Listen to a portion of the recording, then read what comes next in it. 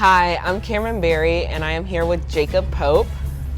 I am aspiring to be a professional rider, and Jacob is a really good rider, so I am trying to ask him some questions today to see how I would easily get up there. Who is your favorite horse in your string of horses, and why? So I have a horse, a really special horse, actually named Highway, Okay. Which I've shown up to 5-star Grand Prix level. And he is just such a character in the barn, and has helped me reach like some goals that I thought I would never even have as goals. Yeah, yeah. And I've gotten to ride on some Nations Cup teams, and he's a really, really special horse. Yeah. He's fun to ride, he's quirky in the barn, and he's just an overall character, Yeah. and I just feel really lucky to have him and be able to ride him. Yeah. Getting the Emerging Athletes Program scholarship, how did that help you in the sport? Was it fun there? Like, was that? So the Emerging stepping Athletes stone? Program, which was part of USHJA, was really the first thing that kind of brought me onto the map. Yeah. You know, I was like a very grassroots rider. I did go to rated shows, and I rode with a very good trainer in Maryland named Street Moore. And we did mostly local stuff, you know, Virginia, Maryland, Pennsylvania. He gave me an awesome start. Yeah. But it was really just kind of local. And going off to the Emerging Athletes Program, where we had to take care of our own horses and, you know, be kind of judged on our barn managing skills and how we took care of the horses, not just riding. Yeah. I got all the way to the national level and actually won. So I got a ticket to come to the Horse Mastership Clinic down here in Wellington. And that was before I had done any, you know, big time equitation things. Yeah. And was seen by Andre Dignelli, who offered me a working student position. Yeah. So Emerging Athletes Program, like I always say, is like it was a leg up into the sport. Yes. You know, and it's kind of been history from there. That was quite a while ago, 2011, but it's been a fun ride since. Yeah. What was your most memorable horse show moment? Oh wow, there have been a lot of them.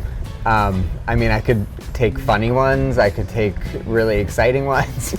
Probably the most exciting was we were team gold for the U.S. team at a Nations Cup in Denmark. That was in 2023. I've always had the goal of riding on the team and wearing the team coat, and to be able to go overseas with the team and bring home gold was really cool. I think that's kind of my most memorable recent moment. Who inspires you the most? That's a great question. You know, I love watching the sport. Like, that's all I do. At night, I watch videos. I go back and watch other classes. I love coming here if I'm not in the night class, getting to watch the night class. Most recently, I've been getting some help from Katie and Henri Prudent. Yeah. And just their whole team and coaching style and Katie's background. I mean, I have a lot of respect for them and would say that she really inspires me to be a good horseman and ride well, and just, I don't know, everything about her is really exciting. So. Yeah. How would you describe your riding style? I'd say soft, and I like to think that usually effective. You know, I come up from a hunter background. That's really all I did until I was 18. And, you know, when I started doing jumpers, it was, oh, you're too huntery, you're too soft. But the horses always really liked that. Yeah. So I was able to get a lot out of the horses by them liking me, I think. And I've tried to carry that characteristic into my riding at a higher level, while now still being soft and nice to the horses, but also being effective and able to have clear rounds or high scores in the hunters. And I have a hard time like talking about my own riding, but I would like to think that that's how I ride.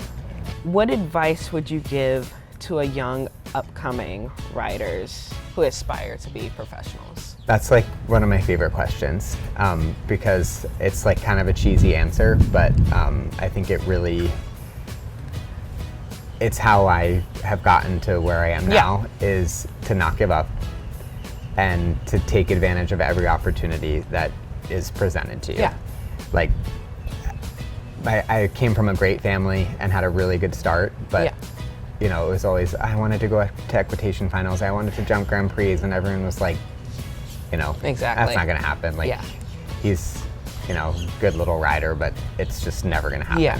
And through Emerging Athletes program and working student opportunities, you know, I never had a string of 10 horses as a kid, but I met a lot of great people along the way who could kind of help kind of push me up the pipeline, for lack of better words, to get great opportunities and get to go to Europe and get to do big hunter classes that turned into some opportunities to do some jumpers. And I think if you really want to be a professional and do the high level of the sport, you just have to be in it, take advantage of every opportunity, and no matter what, if you fall off or, you know, go off course or whatever, just keep going, don't give up, and good things happen to good people. Yeah. What is a typical day like for you? Crazy. Sun up to sundown. Like, genuinely. I mean, this week there's a full moon, so luckily riding to the show, I have a little bit of light to get here. But it's usually pitch black when I get to the barn in the morning. And it's usually close to dark when I leave, and I wouldn't change it for the world.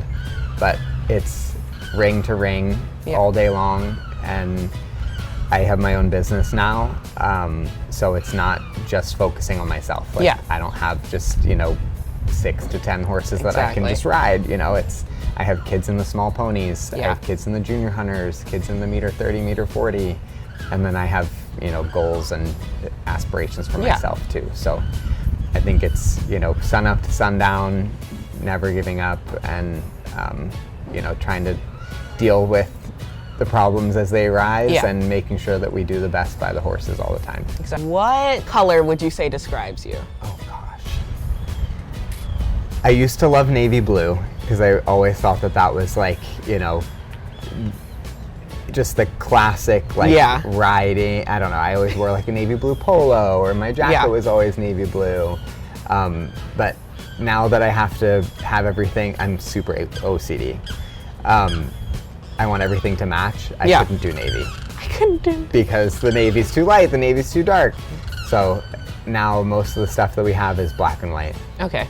And I don't know, you could say that I'm a very transparent person. I don't know. I'm black and white. What's your favorite food? I'm super picky. I've gotten better. Before I went to college, everyone always used to say, like, oh, Jacob's so picky. All I would eat was chicken tenders and pasta. So I've branched out a little bit. I'd say probably pasta. My mom makes a mean meat sauce. That's a solid answer. Oh, this is actually kind of funny. I love my mom's meat sauce, and when she comes to visit, she will bring her homemade frozen meat sauce on the plane in her carry-on, so that I have home cooked meals when she gets here. My mom likes to cook right before we leave, and then she'll shove it all in a suitcase and we'll fly out here. So really? Then we'll have food. Oh, well then we're the same. Exactly. I love that. Although I'm not really a picky eater. I prefer to like try everything. That's good. Yeah. I was that way once I moved out and wasn't spoiled with my mom's cooking, and I had to find some better things. Exactly. What's your favorite song?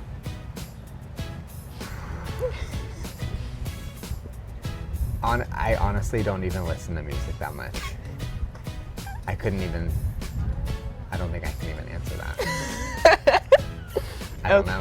The only thing that comes to mind is Texas Hold'em that you were saying, because I don't even listen to music. I drive to work thinking about my day. I don't even have music on, and I leave work and usually make phone calls. So I couldn't even answer that. I don't think. Yeah. If you were a horse, what would your horse name be? I have no idea. how do you even come up with something like that? I don't know. I'm a picky eater. Yeah, it could be. Yeah, pasta. Since I like pasta, that could be good. Spaghetti. Would yours be? Probably trouble. Trouble. Yeah. That's awesome. I That love would probably that. be mine. That's perfect. That describes me. I love it. I love it. I am interested to hear what your goals are and what brings you to Wellington and how, you know, what you've been able to do while you're here, and kind of talk me through kind of what you want to do when you're older. Yeah. So I got the Gotchman grant last year. That's and awesome. Yeah, that took me to pony finals. I got 22nd out of 68 there. Wow. And That's then, amazing. Yeah, then the Gotchmans called and told me that they had another opportunity out here for me to ride this hunter named Frazier. And so I started off in the low children's, and now I'm in the children's, and I'll show him this weekend. And my goals for the future would be to show in the Grand Prix and make it to the Olympics. I want to do the equitation finals. I want to do the, what is the name of it? The jumper championship. Okay. Classes. I want to be on that team. I want to like travel, go around the world and see how all the different styles of riding and how I can improve, but my own goal is the Olympics. That's awesome. Yeah. Well, it sounds like you're off to a good start. And Yes. Gotchman Grant sounds like it has brought you a long way. Yeah, which is really it exciting. has. It I was always a say great opportunity. It's so cool how like horses can take you around the world. Yes, So, exactly. You know, I think stick with it, and you know, that'll all happen. Yeah. So that's awesome. Thank you so much for your time to this, and good luck this weekend. And that was my first interview. Hope y'all had fun with it. Kameron out, guys.